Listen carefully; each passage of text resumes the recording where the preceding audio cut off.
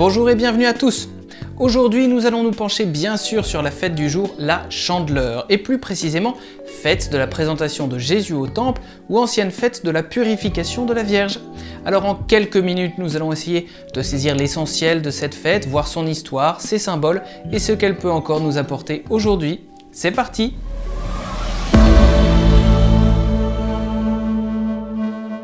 Alors dans le récit biblique, Saint Luc va mélanger un peu deux choses. D'abord le rachat des premiers-nés. C'est un rappel du peuple hébreu en Égypte, en Exode au chapitre 13, où finalement la mort des premiers-nés va ouvrir d'une certaine manière la voie à la libération du peuple. En souvenir de cet épisode, le Seigneur demandera à son peuple que tous les premiers-nés du bétail soient sacrifiés et que tous les premiers-nés ne soient pas sacrifiés comme on faisait dans la région souvent à cette époque, mais qu'ils soient rachetés. Le premier-né masculin doit être racheté parce qu'il est considéré religieusement comme appartenant à Dieu. Le deuxième rituel dont il est question ici, c'est celui de la purification de la mère. 40 jours après la naissance, elle doit en effet se présenter au temple de Jérusalem pour offrir un sacrifice pour sa purification. Alors d'un point de vue religieux, elle est rendue impure puisqu'elle a donné la vie, qu'il y a eu des écoulements de sang. Et tout cela, évidemment, la vie appartient au Seigneur. Parce que la femme a été en contact si proche avec la vie, elle doit donc rendre cela à Dieu d'une certaine manière en faisant un sacrifice. Seulement dans le récit de Saint Luc, il y a quand même une petite particularité. Jésus va être apporté au temple par la Vierge Marie et son mari Joseph. Mais il n'y a aucune obligation à ça. Ce geste a pourtant beaucoup d'importance, puisqu'il nous dit que Jésus est finalement d'une certaine manière offert tout entier à Dieu, qui est son Père. C'est comme si Jésus était un peu par avance lui-même offert en sacrifice déjà au temple de Jérusalem. Il est l'offrande parfaite. Et le dialogue entre Marie et Siméon nous montre déjà que derrière cet événement apparemment un peu discret se cache déjà l'ombre de la croix. Pour le dire autrement, c'est Jésus qui est apporté aussi pour le rite de purification, mais dans le fond, c'est lui qui va purifier le temple et tout Israël. Son rôle rédempteur est donc déjà visible en pointillé.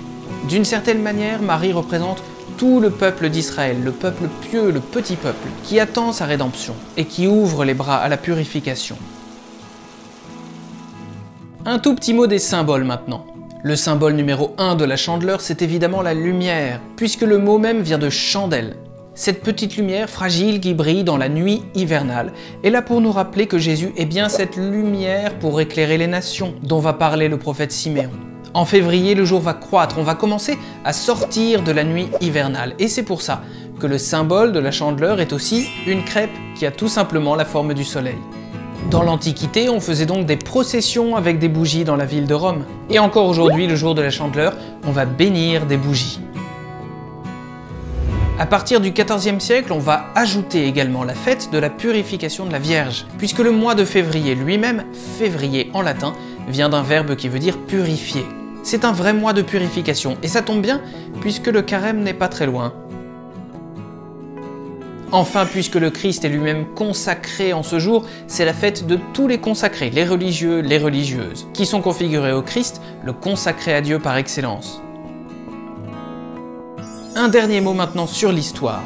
Ce n'est pas totalement un hasard que cette fête ait lieu en effet le 2 février. Bien sûr, puisque la purification de la mère devait avoir lieu 40 jours après la naissance, 40 jours après le 25 décembre, c'est le 2 février. Mais il y a autre chose.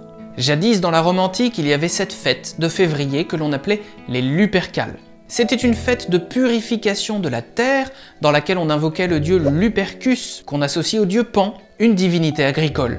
On allait se balader avec des flambeaux autour des champs pour purifier la terre et la rendre féconde avant le retour du printemps. Le but était aussi de protéger le bétail et les bergers, particulièrement des loups, puisque Lupercus vient de Lupus le loup. À la fin du 5e siècle, c'est le pape Gélase Ier qui va trouver que cette fête, qui sombrait vite dans la beuverie, devait être un peu transformée chrétiennement.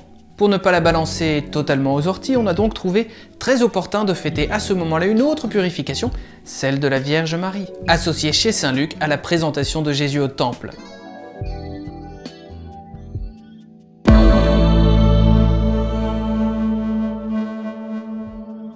Donc pour résumer, la Chandeleur, c'est la fête de la lumière, c'est la fête de la consécration, c'est la fête de la purification et finalement, c'est surtout la fête du Christ. Il est la vraie lumière révélée aux nations du monde entier. Il est l'offrande parfaite, offerte en sacrifice pour nous tous. Il est celui qui, en étant racheté, nous rachète. Alors n'hésitons pas à le prier d'éclairer toujours mieux notre vie. Bonne fête de la Chandeleur à tous!